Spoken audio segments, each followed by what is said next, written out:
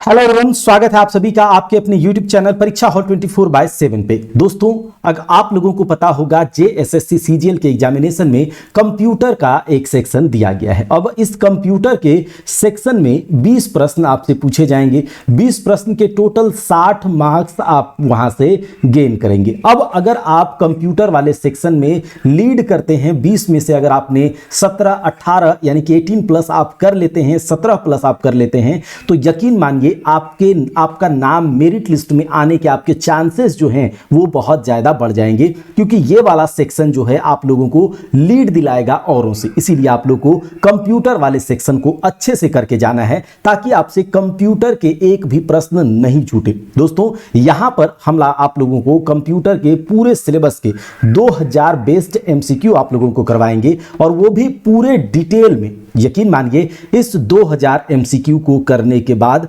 आपके कंप्यूटर में एक भी सवाल नहीं छूटेंगे, क्योंकि पूरा रिवीजन, हर एक चैप्टर का रिवीजन आप लोगों का यहां पर हो जाएगा। ये जो सेशन है बाइलिंगुअल रहेगा पूरी तरह से, तो हिंदी इंग्लिश को लेकर के कोई भी परेशानी नहीं होगी कि हम हिंदी मीडियम से हैं, हम इंग्लिश मीडियम से हैं, तो ऐसी कोई परेशानी यहां पर नहीं होगी। पूरा सेशन बाइलिंगुअल रहेगा और क्वेश्चंस का जो लेवल होगा बहुत तगड़ा होगा, और पूरे क्वेश्चन के माध्यम से जो पूरे सिलेबस को, थ्योरी को भी हम लोग रिवाइज कर लेंगे। तो ये सेशन का आज पहला दिन है, इसीलिए हम इसका इंट्रोडक्शन आप लोगों को दे दिए हैं कि क्या क्या इसमें हम लोग करने वाले हैं। बाइलिंगुअल क्वेश्चंस होगा और चैप्टर वाइज क्वेश्चंस कराए जाएंगे। अब हम यहां पर देखते हैं कि ये जो कंप्यूटर का जो ये बुक है, जो कि आप लोगों को इसमें 2000 लगभग MCQs मिलेंगे, कौन कौन से चैप्टर को हम कवर करेंगे। तो सबसे पहले हम कवर करेंगे इंट्रोडक्शन टू कंप्यूटर्स, यानी कि कंप्यूटर का परिचय। उसके बाद कंप्यूटर आर्किटेक्चर, इनपुट और आउटपुट डिवाइसेस,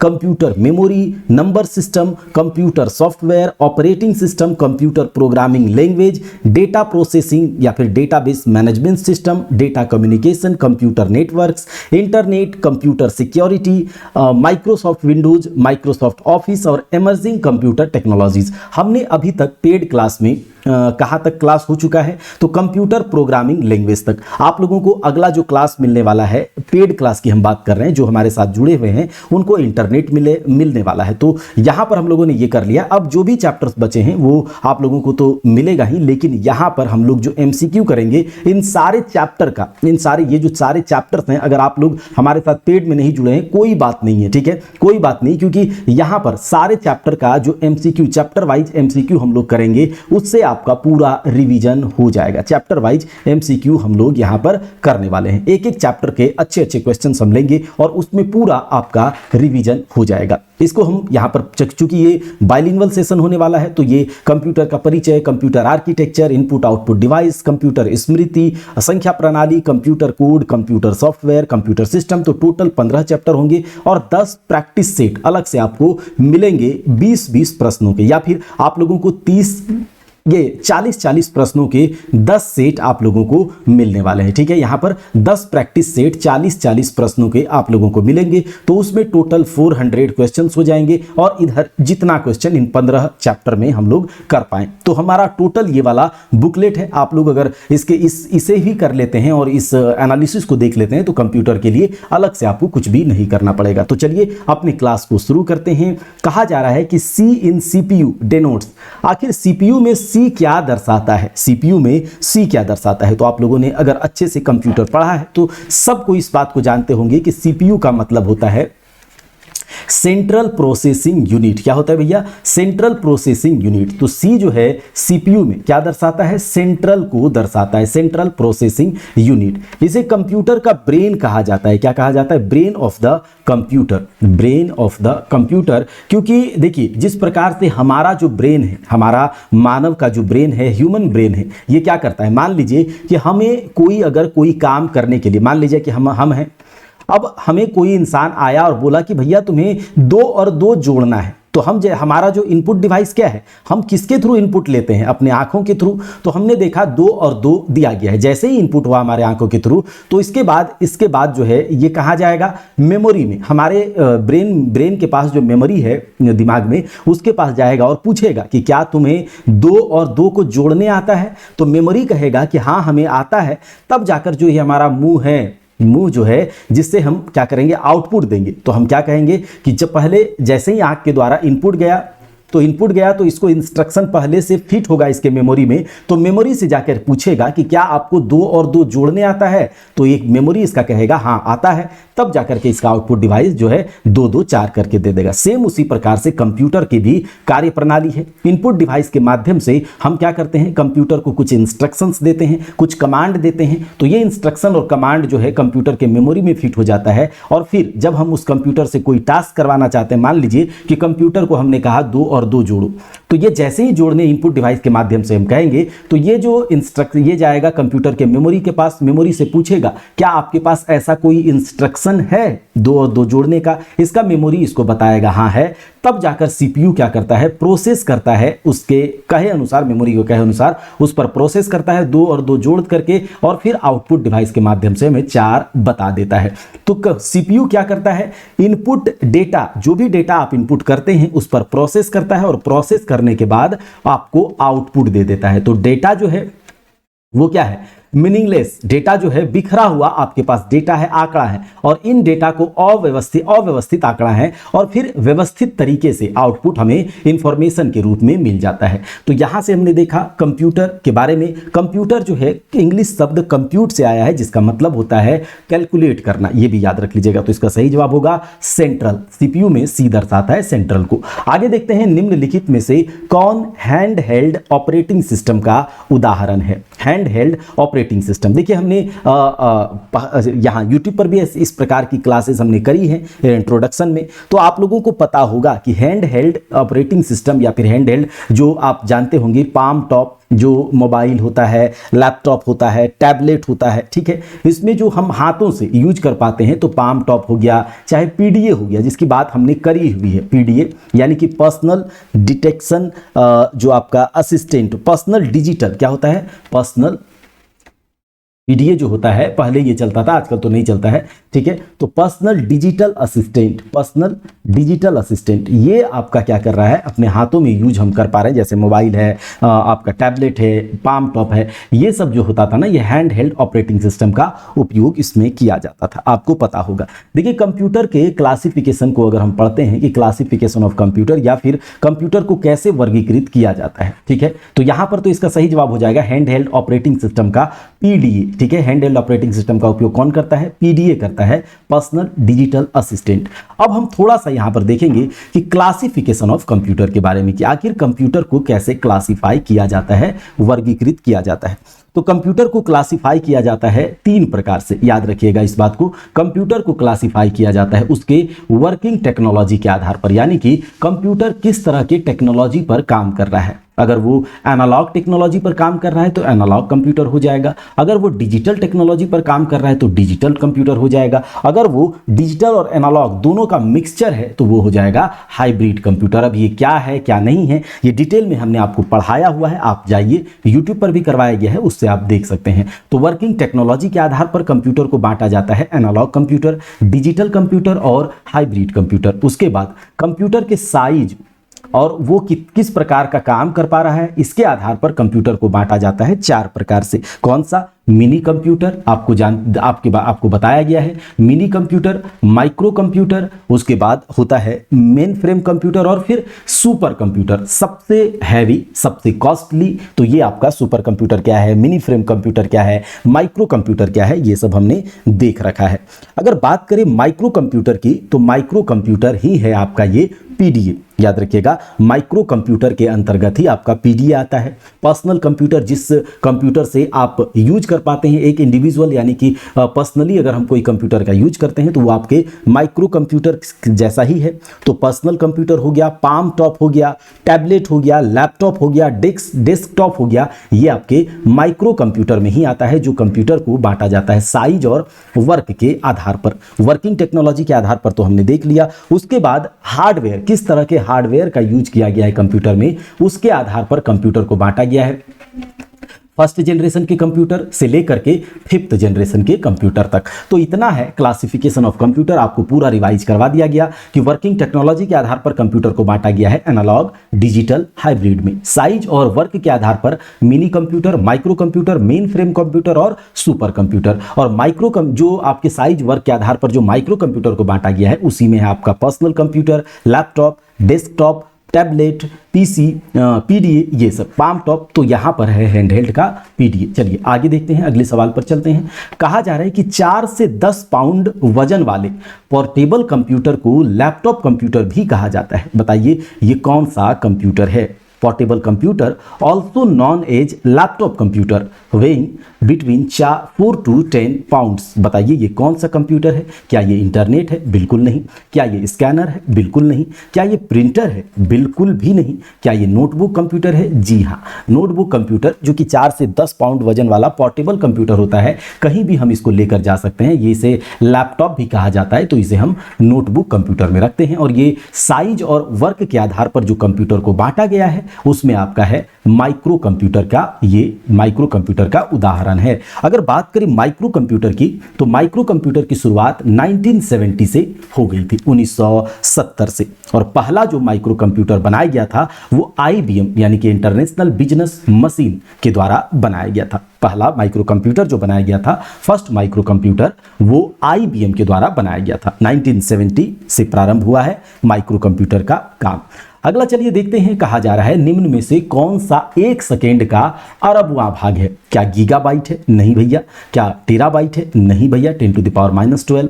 क्या नैनो सेकेंड है? 10⁻9। क्या माइक्रो सेकेंड है? जी हाँ, 10⁻⁻. सेकेंड जो है 1 सेकेंड का जो 10⁻6 होता है, ये 1 अरब होता है। और 1 अरबवां भाग हो गया 1 सेकेंड का 1 माइक्रो सेकेंड। तो इसका सही जवाब हो जाएगा चौथा। अगला देखिए, कहा जा रहा है कि the technology used in the manufacture of second generation computer is.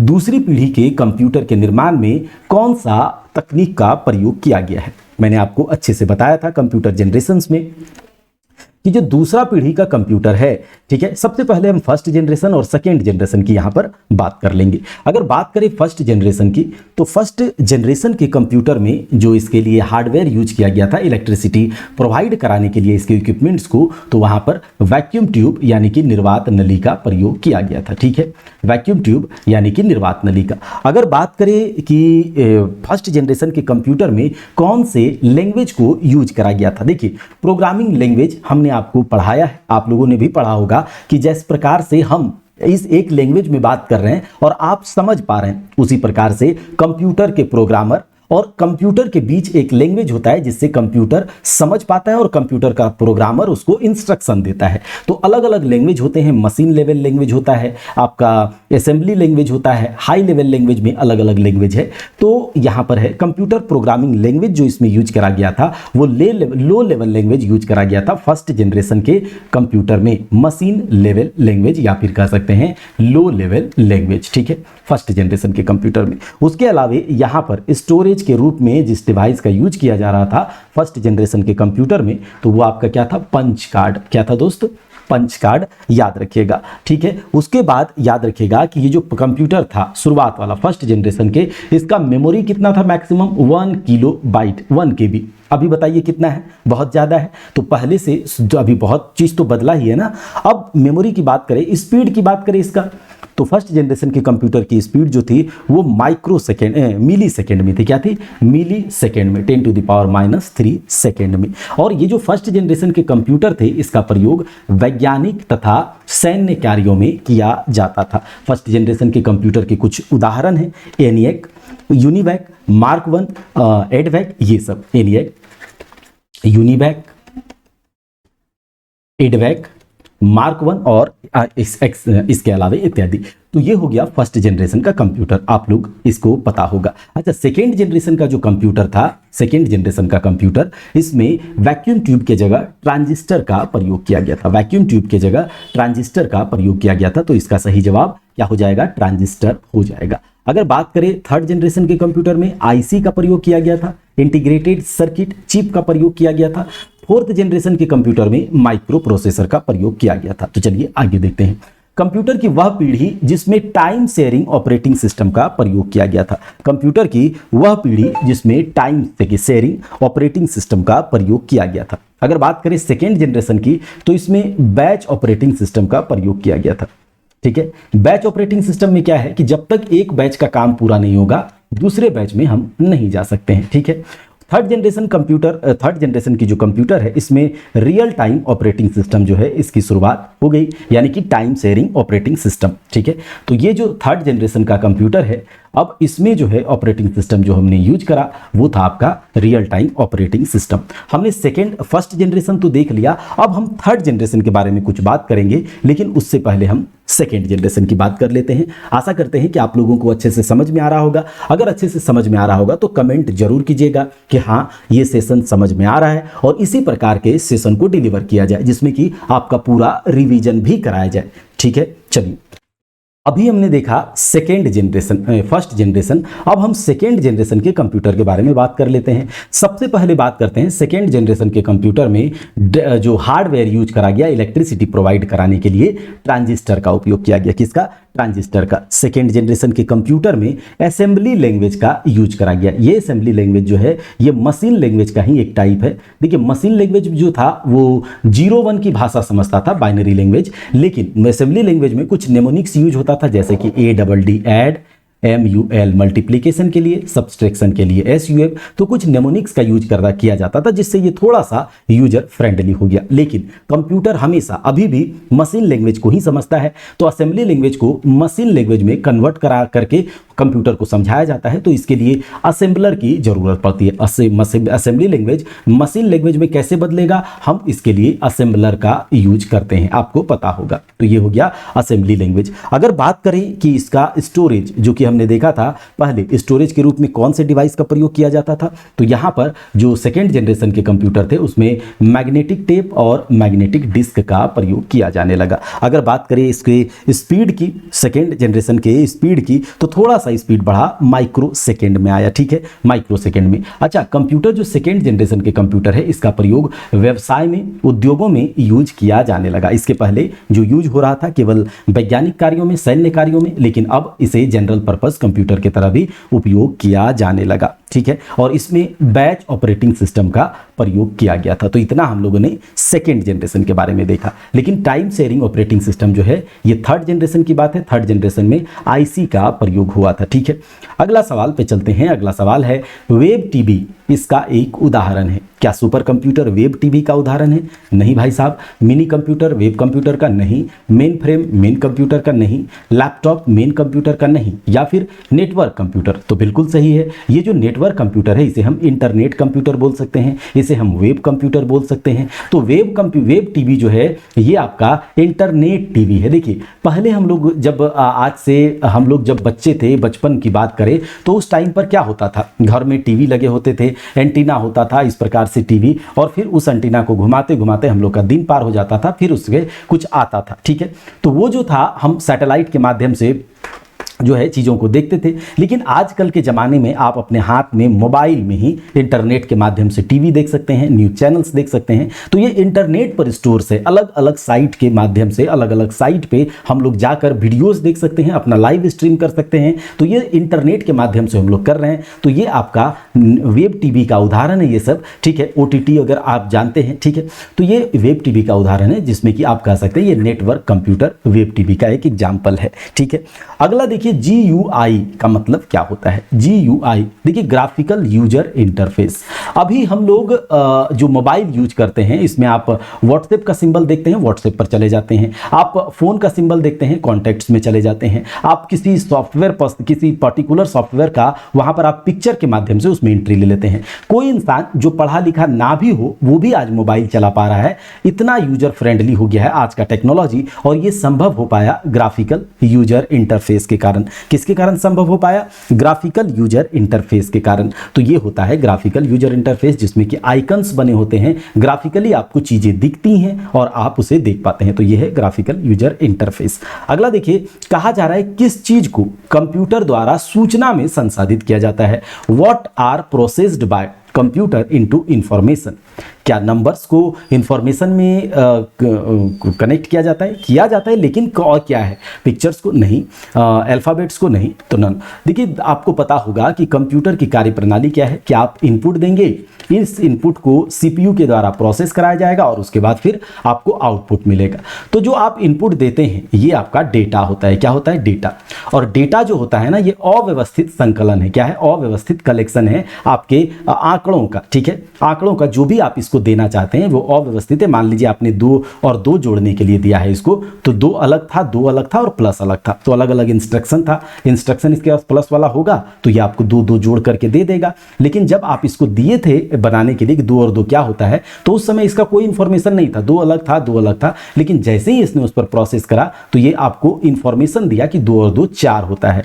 तो डेटा को इंफॉर्मेशन में कन्वर्ट करने के लिए जो है, डेटा को इंफॉर्मेशन में कन्वर्ट किया जाता है कंप्यूटर के प्रोसेसर के द्वारा, सीपीयू के द्वारा। तो ये बात है। तो यहां पर क्या हो जाएगा, डेटा को प्रोसेस किया जाता है और उसके बाद डेटा को इंफॉर्मेशन में कन्वर्ट कर दिया जाता है कंप्यूटर के द्वारा, और इस प्रोसेस को इलेक्ट्रॉनिक ईडीपी कहा जाता है, याद रखिएगा। ठीक है, इलेक्ट्रॉनिक डेटा प्रोसेसिंग। अगला देखिए, कहा जा रहा है कि एक इलेक्ट्रॉनिक उपकरण है जो डेटा को संसाधित करता है और उसे सूचना में परिवर्तित करता है। ऐसा कौन सा इलेक्ट्रॉनिक डिवाइस है जो डेटा को प्रोसेस करता है और उसके बाद उसे इंफॉर्मेशन में कन्वर्ट कर देता है, यानी कि अव्यवस्थित आंकड़ों को व्यवस्थित आंकड़ों में कन्वर्ट कर देता है, एक मीनिंगफुल इंफॉर्मेशन हमें देता है। क्या ये प्रोसेसर है, क्या ये कंप्यूटर है, क्या ये स्टाइलस है, स्केस है, या फिर क्या है? देखिए, कंप्यूटर एक डिवाइस है जिसके अंदर प्रोसेसर है, याद रखिएगा, और वो प्रोसेसर प्रोसेस करता है। लेकिन जब डिवाइस की बात करेंगे तो हम कंप्यूटर पर टिक करेंगे। चलिए अगले सवाल पर चलते हैं। अगला है कि संख्याओं को जोड़ने के लिए एक यांत्रिक कैलकुलेटर का आविष्कार किसके द्वारा किया गया था? संख्याओं को जोड़ने के लिए यांत्रिक कैलकुलेटर का आविष्कार किसके द्वारा किया गया था? चार्ल्स बेबेज के द्वारा, न्यूटन के द्वारा, पास्कल के द्वारा, या फिर पियानो EF कॉर्ड के द्वारा? बताइए किसके द्वारा किया गया था ये बात। तो आपको बता दें कि ऐसी बात है कि एक हमने आपको पढ़ाया था कंप्यूटर के इतिहास में पास्कलाइन के बारे में, एक डिवाइस पास्कलाइन, जिसको बनाया गया था ब्लेज पास्कल के द्वारा। एक मैथमेटिशियन थे ब्लेज पास्कल, और ब्लेज पास्कल के द्वारा एक पास्कलिन डिवाइस बनाया गया था जो कि पहला मैकेनिकल कंप्यूटर बना। ठीक है, मैकेनिकल कैलकुलेटर। इसके द्वारा, इस पास्कलाइन के द्वारा केवल ये एक एडिंग मशीन था। क्या था भाई साहब? Adding machine. और एडिंग मशीन के द्वारा केवल हम सब्सट्रैक्ट कर सकते थे और एडिशन कर सकते थे, यानी कि जोड़ने घटाने के लिए ब्लेज पास्कल ने एक मैकेनिकल कैलकुलेटर बनाया, यांत्रिक कैलकुलेटर बनाया ब्लेज पास्कल ने। यह एक एडिंग मशीन था और ये कब बनाया गया था? तो याद रखिएगा 1642 से 1644। 1642-44 में जो है एक ब्लेज पास्कल के द्वारा पास्कलाइन बनाया गया मैकेनिकल कैलकुलेटर, जो कि एक एडिंग मशीन था। इसमें एडिशन और सब्सट्रैक्शन हो सकते थे, और ये मैकेनिकल इसीलिए था क्योंकि इसमें लगे थे, चक्के लगे थे, पहिए लगे थे, व्हील्स था, गियर था, जैसे घड़ी में आप पुराना देखते हैं ना व्हील्स गियर वगैरह, उसी प्रकार का इसमें लगा हुआ था। तो इसका सही जवाब हो जाएगा ब्लेज पास्कल। ठीक है, अगला देखिए, टैबलेट पीसी। अभी हमने कहा था कि जो पर्सनल कंप्यूटर है, कंप्यूटर साइज और आकार और उसके कार्य प्रणाली के आधार पर कि किस प्रकार से काम करता है, कंप्यूटर को बांटा जाता है मिनी कंप्यूटर में, माइक्रो कंप्यूटर में, मेन फ्रेम कंप्यूटर में और सुपर कंप्यूटर में। तो जो पीसी है, ये जो पीसी है पर्सनल कंप्यूटर, जिसमें कि इंडिविजुअल्स यानी कि हम लोग अपने उपयोग के लिए पीसी का प्रयोग करते हैं, चाहे पीसी बोल लीजिए, टैबलेट बोल लीजिए, पाम टॉप बोल लीजिए, पीडीए बोल लीजिए, डेस्कटॉप बोल लीजिए, ये सब आपके माइक्रो कंप्यूटर के उदाहरण हैं। तो mini computer, main frame computer, super computer और माइक्रो कंप्यूटर, ये सब क्या है? ये सब कंप्यूटर के क्लासिफिकेशन में हमने देखा था कि ये जो है क्लासिफिकेशन ऑफ कंप्यूटर है किसके अकॉर्डिंग? तो साइज और वर्क के आधार पर। ठीक है, साइज यानी आकार और काम के आधार पर। ये जो एनालॉग कंप्यूटर है ये आपके वर्किंग टेक्नोलॉजी के आधार पर, जब कंप्यूटर को बांटा जाता है वर्किंग टेक्नोलॉजी के आधार पर, एनालॉग कंप्यूटर, डिजिटल कंप्यूटर और हाइब्रिड कंप्यूटर। आगे देखिए, डेस्कटॉप और पर्सनल कंप्यूटर को और क्या कहा जाता है? डेस्कटॉप और पर्सनल कंप्यूटर को क्या कहा जाता है? तो माइक्रो कंप्यूटर कहा जाता है। Super computer, servers. देखिए, सर्वर जो होता है ना, एक वेब है, इंटरनेट पर जब हमने अपने डेटा को सेव कर देते हैं, इंटरनेट पर बहुत सारे डेटा सेव रहते हैं, तो सर्वर पर ही सेव होता है। ठीक है, हर एक डिपार्टमेंट का अपना एक सर्वर होता है और उस सर्वर से जब हमें जरूरत होता है इंफॉर्मेशन निकालने की, तो टर्मिनल के माध्यम से अलग अलग कंप्यूटर कंप्यूटर इसमें जुड़े होते हैं और सर्वर को एक्सेस करता है और वहां से इंफॉर्मेशन निकालता है। तो सर्वर के बारे में आप लोग को पता होगा।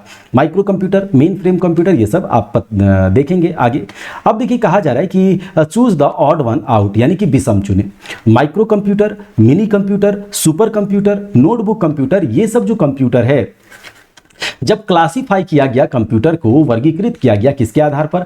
साइज एंड वर्क के आधार पर, ठीक है, आकार और कार्य प्रणाली के आधार पर। तो ये सब आ गया mini computer, micro computer, super computer, notebook computer. But ये जो डिजिटल कंप्यूटर है ये वर्किंग टेक्नोलॉजी के आधार पर कंप्यूटर का क्लासिफिकेशन किया गया था, वर्किंग टेक्नोलॉजी के आधार पर, ठीक है, कि आखिर ये डिजिटल टेक्नोलॉजी पे काम करेगा, एनालॉग टेक्नोलॉजी पे। तो ये डिजिटल कंप्यूटर यहाँ पर क्या हो जाएगा? ऑड हो जाएगा इन पांचों में से, ठीक है।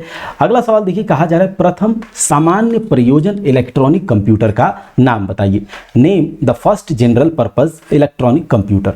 तो जो पहली बार जनरल पर्पस के लिए, आम लोगों के लिए, ठीक है, मार्केट में उपयोग में लाया गया था कंप्यूटर को, वो कंप्यूटर था आपका यूनिवैक। याद रखिएगा कौन सा कंप्यूटर था? वो था आपका यूनिवैक। अब अगर यूनिवैक की बात करें तो इस कंप्यूटर को बनाया गया था 1954 में, और किसके द्वारा? जीईसी के द्वारा। जीईसी यानी कि जनरल इलेक्ट्रिक कॉर्पोरेशन के द्वारा 1954 1954 में यूनिवैक, जिसका फुल फॉर्म होता है यूनिवर्सल ऑटोमेटिक कंप्यूटर। याद कीजिए हमारे साथ, universal automatic computer, universal automatic computer, ये आपका यूनिवैक है। 1954 में जीईसी के द्वारा इस कंप्यूटर को बनाया गया था। और इस कंप्यूटर का डिजाइन किसने किया था? तो याद रख लीजिएगा, इस कंप्यूटर को डिजाइन किया था मॉसली और जॉन मॉसली और प्रेस्पर एकर्ट के द्वारा, ठीक है, जॉन मॉसली और प्रेस्पर एकर्ट के द्वारा इस कंप्यूटर को डिजाइन किया गया। याद रखिएगा इस बात को। बनाया किसके द्वारा गया, किस फर्म ने बनाया? तो जीईसी यानी जनरल इलेक्ट्रिक कॉर्पोरेशन ने 1954 में। और इसका उपयोग किस चीज में आया? तो व्यापारिक उपयोग, पहली बार व्यापारिक उपयोग के लिए, सामान्य प्रयोग के लिए इस कंप्यूटर को मार्केट में रिलीज किया गया। तो प्रथम व्यापारिक, फर्स्ट कमर्शियल कंप्यूटर है UNIVAC, universal automatic computer, John Moseley और जे प्रेस्पर एकर्ट के द्वारा डिजाइन किया गया। 1954 में जीईसी ने इसे बनाया।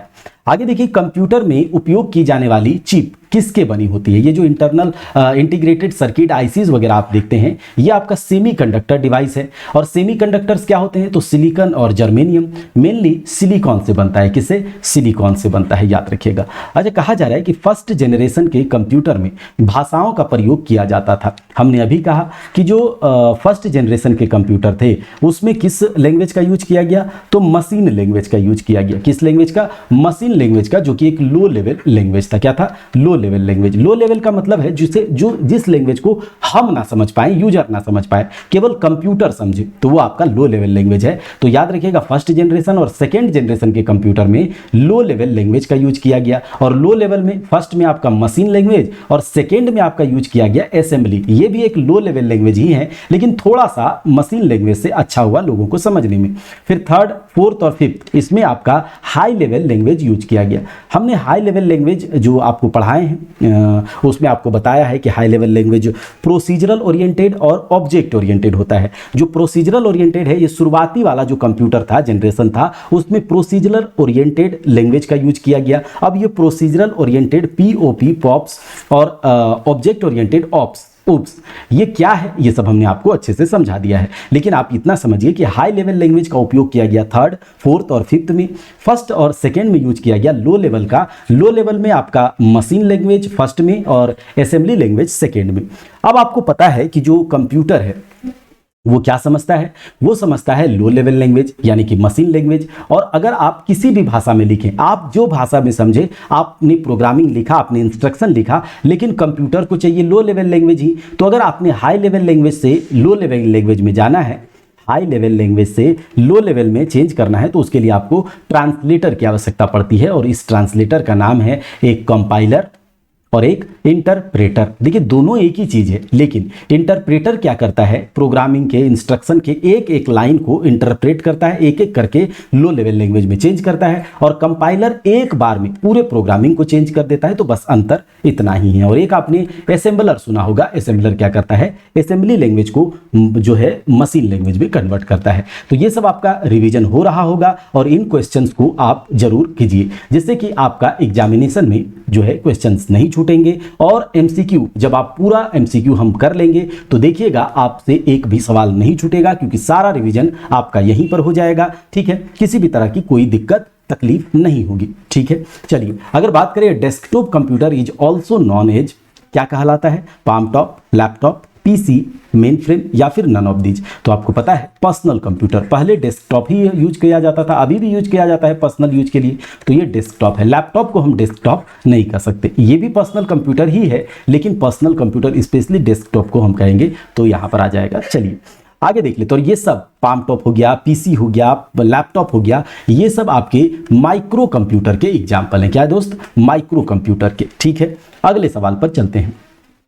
अगला सवाल है आर्टिफिशियल इंटेलिजेंस किस पीढ़ी के कंप्यूटर का उदाहरण है। Artificial intelligence is an example of which generation computer. बताइए, आर्टिफिशियल इंटेलिजेंस हम बात करेंगे फिफ्थ जनरेशन के कंप्यूटर की, जिसमें कि फिफ्थ जनरेशन के कंप्यूटर में जो इस आईसी ही यूज होता था, लेकिन अब जो है आईसी यूज हो रहा है, लेकिन आईसी पे जो डिवाइस को माउंट करने का, इंस्टॉल करने का जो है टेक्नोलॉजी चेंज हो रहा है। तो जो फिफ्थ जनरेशन के कंप्यूटर थे, इसमें आईसी को यूज बनाया जाता था ULSI ultra large scale integration पे और आपका सुपर लार्ज स्केल इंटीग्रेशन पे। तो यूएलएसआई और एसएलएसआई याद रखिएगा, फिफ्थ जनरेशन के कंप्यूटर में आईसी को जो इंस्टॉल किया जाता था वो यूएलएसआई यानी कि अल्ट्रा लार्ज स्केल इंटीग्रेशन और सुपर लार्ज स्केल इंटीग्रेशन पे।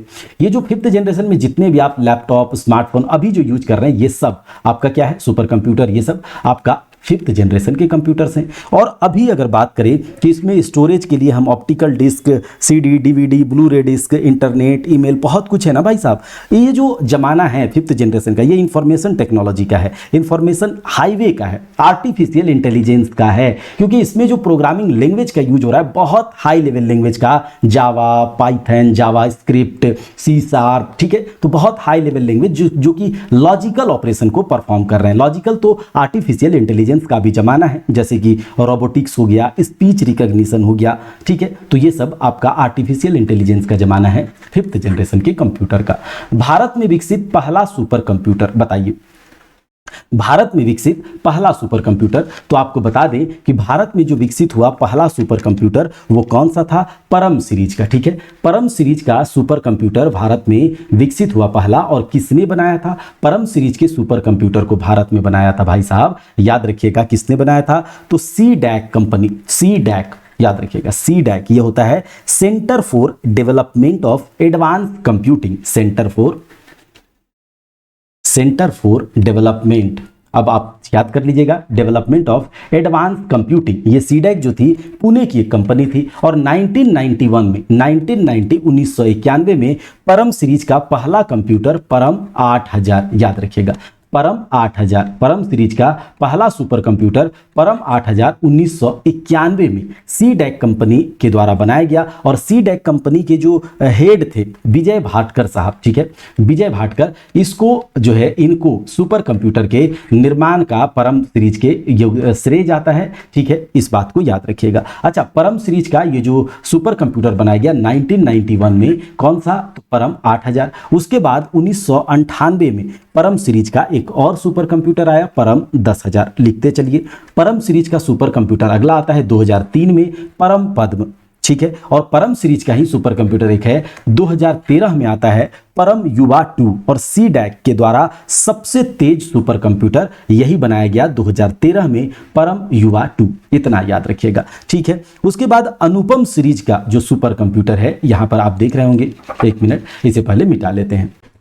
अनुपम सीरीज का सुपर कंप्यूटर बनाया गया किसके द्वारा, बार्क के द्वारा, भाभा एटॉमिक रिसर्च सेंटर के द्वारा। ठीक है, अनुपम सीरीज का सुपर कंप्यूटर। एक सुपर कंप्यूटर है पेस सीरीज का। ठीक है, बस इतना आपको याद रखना है, पेस सीरीज का सुपर कंप्यूटर बनाया गया किसके द्वारा, अनुराग कंपनी है।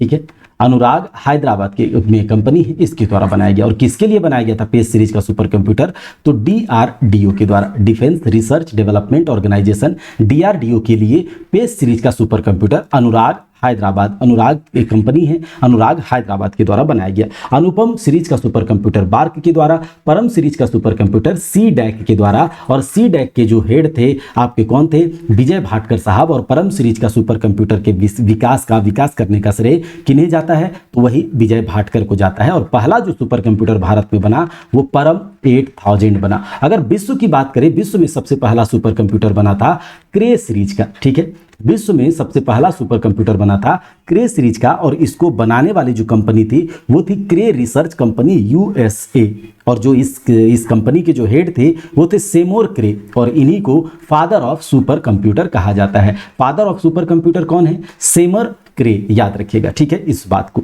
अगले सवाल पर चलते हैं। कहा जा रहा है एक केंद्रीय कंप्यूटर, एक central computer that hold collections of data and programs for many PCs, work station and other computer, तो वो कौन सा सेंट्रल कंप्यूटर है। देखिए आपको पता होगा, जैसे बैंक्स हो गया, जैसे रेलवेज हो गया, या फिर कोई बहुत बड़ी बड़ी यूनिवर्सिटीज है, कोई इसरो है, तो वहां पर क्या होता है कि एक सर्वर होता है, ठीक है, और उस सर्वर पे क्या किया जाता है, सारे इंफॉर्मेशन को, जैसे बैंक के बारे में ही बात कर ले तो इतना बैंक है, इसके इतने ब्रांचेज हैं, इसमें इतना कस्टमर है, क्या एक जगह पे क्या हम सारे बैंक में इस तरह का कुछ कर सकते हैं, तो कोई एक जगह होता है, एक जैसे कैसे कोल्ड स्टोरेज में हम अपने सामान को लेकर जाकर रखते हैं और जब जरूरत होता है तो वहां से निकालते हैं, तो अपने डेटा अपनी इंफॉर्मेशन को एक जगह पर रखा जाता है, और छोटे छोटे कंप्यूटर टर्मिनल के माध्यम से, जिसको क्लाइंट कंप्यूटर कहा जाता है, और ये आपका सर्वर कंप्यूटर है। तो क्लाइंट कंप्यूटर जो है सर्वर कंप्यूटर के माध्यम से, जहां पर डेटा जो है कलेक्ट करके रखा जाता है सर्वर पे, ठीक है, और जब हमें कभी जरूरत होता है तो ये क्लाइंट कंप्यूटर सर्वर कंप्यूटर को एक्सेस करता है, एक्सेस रिक्वेस्ट भेजता है, फिर उसके बाद यहां से इसे डेटा मिल जाता है, तो ये जो है आपका सर्वर कहलाता है, याद रखिएगा क्या कहलाता है, सर्वर। आगे देखिए ऐसे कंप्यूटर जो पोर्टेबल होते हैं और यात्रा करने वाले उपयोगकर्ताओं के लिए सुविधाजनक होते हैं, तो ये आपका माइक्रो कंप्यूटर के अंदर लैपटॉप है, ठीक है। आगे देखिए कहा जा रहा है कि ऐसा क्या है, संसाधन और डेटा साझा करने के लिए एक साथ जुड़े कई कंप्यूटरों से बना, बताइए, what is composed of several computers connected together to share resource and data. कहा जा रहा है कि आखिर क्या है ऐसा जो रिसोर्स और डेटा को एक दूसरे से क्या करने के लिए, तो साझा करने के लिए बनाया गया, तो वो नेटवर्क है, ठीक है, नेटवर्क ही तो है जिसमें कि हम अपने इंफॉर्मेशन को साझा करते हैं, शेयर करते हैं नेटवर्क के माध्यम से, ठीक है, तो ये बात याद रखिएगा। अगला देखिए कहा जा रहा है मेन फ्रेम या सुपर कंप्यूटर तक पहुंचने के लिए उपयोगकर्ता अक्सर किसका उपयोग करते हैं, तो मेन फ्रेम कंप्यूटर भी बहुत बड़ी बड़ी कंप्यूटर्स हैं, इसके बारे में भी हमने आपको पढ़ाया है। सुपर कंप्यूटर, तो इन सब के डेटा तक पहुंचने के लिए जो उपयोग करता है, जो यूजर होते हैं अलग अलग जगह पर बैठे हुए, ठीक है, ये क्या करते हैं, टर्मिनल का उपयोग करते हैं, ठीक है, टर्मिनल का उपयोग करते हैं, याद रखिएगा किसका, टर्मिनल का उपयोग करते हैं। आगे देखिए कहा जा रहा है कि कंप्यूटर के द्वारा उत्पादित परिणाम, what is the result produced by the computer, तो कोई कंप्यूटर को आप इनपुट देते हैं और वो उस पर प्रोसेस करता है और उसके बाद एज ए रिजल्ट आपको आउटपुट दे देता है, तो ये उसका आउटपुट होगा, ठीक है। अगला देखिए एक पर्सनल कंप्यूटर को कंप्यूटिंग आवश्यकताओं को पूरा करने के लिए डिजाइन किया गया है। आखिर ऐसा कौन सा पर्सनल कंप्यूटर है जो पीसी है, जैसे कि लैपटॉप हो गया, डेस्कटॉप हो गया, इन सबको किस प्रकार की कंप्यूटिंग जरूरत को, कंप्यूटिंग नीड को पूरा करने के लिए बनाया गया है, किसके लिए, तो किसी एक पर्टिकुलर के लिए, इंडिविजुअल के लिए, ये किसी कंपनी के लिए नहीं। कोई कंपनी एक केवल लैपटॉप से काम नहीं कर सकता है, कोई डिपार्टमेंट केवल एक लैपटॉप पर काम नहीं कर सकता, कोई इनपुट जो है ये, तो इंडिविजुअल किसी एक पर्टिकुलर के लिए, किसी एक व्यक्तिगत आवश्यकताओं को पूरा करने के लिए पर्सनल कंप्यूटर वगैरह बनाए गए हैं। कहा जा रहा है निम्न में से कौन सा संदर्भित करता है सबसे तेज, सबसे बड़ा और सबसे महंगा computer, which of the following refers to fastest, biggest and most expensive computer, तो इसमें से कोई बात ही नहीं है, सुपर कंप्यूटर्स हो जाएंगे भाई साहब, सुपर कंप्यूटर। क्रे क्या है, क्रे, तो क्रे एक सुपर कंप्यूटर है, विश्व का पहला सुपर कंप्यूटर, विश्व का पहला सुपर कंप्यूटर, जैसे भारत का पहला सुपर कंप्यूटर परम सीरीज का था, वैसे ही विश्व का पहला सुपर कंप्यूटर क्रे सीरीज का था, और इसको बनाने वाली जो कंपनी थी वो क्रे रिसर्च कंपनी है, क्रे रिसर्च कंपनी, और इसके जो हेड थे उसका नाम था सेमोर क्रे, जिसको श्रेय जाता है क्रे सीरीज के सुपर कंप्यूटर को बनाने के लिए, और फादर ऑफ सुपर कंप्यूटर इन्हीं को कहा जाता है, फादर ऑफ सुपर कंप्यूटर, तो क्रे एक सुपर कंप्यूटर है। आगे देखिए कहा जा रहा है कि चौथी पीढ़ी के कंप्यूटर की मुख्य विशेषता क्या है, तो चौथी पीढ़ी के जो कंप्यूटर हैं उसके अगर मुख्य विशेषता की बात करें भैया, तो चौथी पीढ़ी के कंप्यूटर का सबसे पहले तो इसमें माइक्रो प्रोसेसर का यूज हुआ एज अ हार्डवेयर, इसका माइक्रो प्रोसेसर का इंट्रोडक्शन हुआ, ठीक है। और पहला माइक्रो प्रोसेसर अगर आपसे कोई पूछे तो आप कहिएगा इंटेल का 4004 मॉडल, ठीक है। उसके बाद यहाँ पर जो इस पर जो कंप्यूटर प्रोग्रामिंग के लिए या फिर जो डिवाइस लगाए गए, जो इस पर इक्विपमेंट्स आईसीज वगैरह लगाए गए, उसके लिए जो टेक्नोलॉजी का वो यूज हुआ वो LSI और VLSI यानी कि लार्ज स्केल इंटीग्रेशन और वेरी लार्ज स्केल इंटीग्रेशन पर इस पर जो है डिवाइस को माउंट किया गया, ठीक है। बहुत सारे डिवाइस को वेरी लार्ज स्केल पर इंटीग्रेशन पर, तो ये VLSI है चौथी पीढ़ी के लिए VLSI। वैक्यूम ट्यूब पहला, आईसी तीसरा और ट्रांजिस्टर दूसरा, याद रखिएगा। अबेकस का विकास कहाँ हुआ? अबेकस का विकास देखिए, अबेकस जो है जब हम कंप्यूटर का इतिहास पढ़ते हैं, कंप्यूटर के इतिहास की, तो अबेकस जो है ये क्या है? अबेकस एक अबेकस की उत्पत्ति अबेकन से होती है, बस इतना याद रखिएगा। अबेकस की उत्पत्ति अबेकन से हुई, जिसका मतलब टेबल होता है, ठीक है, टेबल। अब ये अबेकस जो है ये क्या है? एक विश्व का, अगर पूछा जाए कि विश्व का पहला कैलकुलेटिंग डिवाइस कौन सा है, ऐसे ही पूछा जाए विश्व का प्रथम गणक यंत्र कौन सा है, तो आप कहिएगा अबेकस, विश्व का प्रथम गणक यंत्र कैलकुलेटिंग डिवाइस, ठीक है, अबेकस है। अबेकस की बात करें, अबेकस आपने देखा ही होगा, इस तरह से लगा होता है, कुछ मेटल्स के इसमें रॉड होते हैं और उस पर ये मोती इस तरह से होता है, ठीक है। अबेकस आपने देखा ही होगा, गिनतारा भी इसको हिंदी में कहा जाता है। तो विश्व का प्रथम गणक यंत्र है। लगभग 3000 साल पहले इसको बनाया गया था और ये कहाँ पर बना था? तो इसका श्रेय जो है चीन को जाता है, तो याद रख लीजिएगा, चाइना। तो ये सब हम देख रहे हैं और एक एक करके आपको ये वीडियो मिलेगा।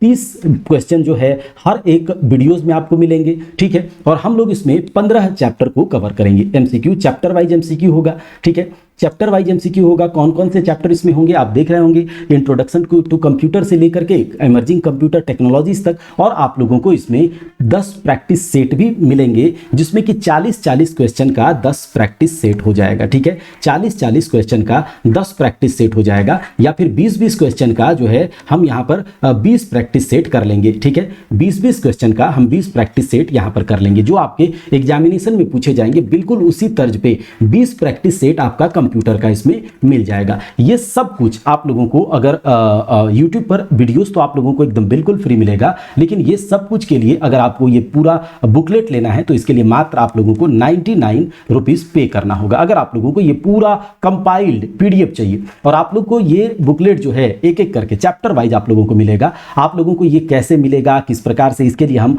अगले वीडियो में आपको बता देंगे। फिलहाल आप लोगों को ये PDF मिल जाएगा कि इसी प्रकार से आप लोगों को PDF दिया जाएगा। अगर आप लोगों को ये बुकलेट लेना है तो इसके लिए आप लोगों को 99 रुपीज मात्र पे करना होगा पूरे कंपाइल्ड PDF के लिए। ऐसे आप लोगों को नहीं करना होगा। वैसे आप चाहें तो आप YouTube के वीडियो से आप पढ़ सकते हैं, ठीक है, लेकिन इतना जो मेहनत किया जाएगा उसके लिए थोड़ा सा जो है आप लोगों को एक सपोर्ट राशि है, बस वही है कि बाइलिंगुअल में आप लोगों को क्वेश्चन मिलेगा, क्वेश्चन के डिस्कशंस मिलेंगे, और उसके लिए आप लोग जितना ज़्यादा से ज़्यादा इस पर प्यार देंगे, फीडबैक होगा, उतना ज़्यादा इसमें अच्छे से आपको एनालिसिस मिलेगा और आपको कहीं नहीं जाना है, बस इतने से आपका काम हो जाएगा। कैसे इस बुकलेट को एक्सेस करना है, कैसे ये मिलेगा आप लोगों को, इसके लिए हम अलग से आपको बता देंगे कि किस आपके लिए नंबर आपको बता दिया जाएगा कि किस नंबर पर। फिलहाल आप लोग इस पे ये PDF आप लोगों को मिल जाएगा। बहरहाल आप लोग देख लिए होंगे कि किस तरह से ये बात हो रही है, कैसा आपको दिया जाए। अगर आप लोग JSSC CGL की तैयारी कर रहे हैं और अभी हमारे पास 3 महीनों का समय है, हम यहाँ पर एक प्रोग्राम चला रहे हैं, guidance programme JSSC CGL paper 3 के लिए, और बहुत अच्छे से जो है ये प्रोग्राम चल रहा है। बहुत सारे बच्चे जो हैं इसमें अच्छे से पढ़ाई कर रहे हैं और बहुत अच्छा उनका स्कोर आ रहा है। बहुत सारे बच्चे ये फीडबैक दे रहे हैं कि पहले हमारा स्कोर बहुत कम होता था, लेकिन इस गाइडेंस प्रोग्राम से जुड़ने के बाद हमारा स्कोर जो है ये बूस्ट हो गया है, और हमको आशा है कि हमारी तैयारी बहुत अच्छी हो रही है और हम अच्छा करेंगे। ये गाइडेंस प्रोग्राम क्लास में एप्लीकेशन पर चल रहा है, बिल्कुल टारगेटेड अप्रोच के साथ। अभी मॉड्यूल 2 हमारा चल रहा है, जिसमें कि 3 दिनों का जो है टारगेट आप लोगों को दिया गया है। अगर आप चाहें तो इसके साथ जुड़ सकते हैं, जिसमें कि आपका पूरा आपको टारगेट गाइड किया जाएगा। झारखंड जीके अच्छे से पढ़ाया जाएगा, कंप्यूटर अच्छे से पढ़ाया जाएगा, उसके PDF वगैरह सब कुछ, ये जो PDF है अभी आपने देखा, ये सब कुछ आपको उसमें सारा कुछ मिल जाएगा, ठीक है। उसके लिए आपको कुछ भी अलग से नहीं करना। अगर आप लोग खोरठा की तैयारी कर रहे हैं, अगर आपको JSSC CGL में पेपर 2 में खोरठा लिए हैं और उसकी तैयारी कर रहे हैं, तो नए सिलेबस पर आधारित खोरठा का जो है क्लास एप्लीकेशन पर चल रहा है। जो है आप लोगों को यहाँ पर बहुत जल्दी सिलेबस कवर कर दिया जाएगा और उसके बाद पूरा 2 महीने का समय आप लोग के पास कम से कम रिवीजन करने के लिए होगा। तो चलिए मिलते हैं अगले क्लास में, तब तक के लिए जय हिंद जय भारत। किसी भी तरह की जानकारी के लिए आप इस नंबर पर कॉल कर सकते हैं या फिर परीक्षा हॉल्ट के एप्लीकेशन को डाउनलोड करके वहां से कोर्स को एनरोल कर सकते हैं। मिलते हैं अगले क्लास में, तब तक के लिए जय हिंद जय भारत।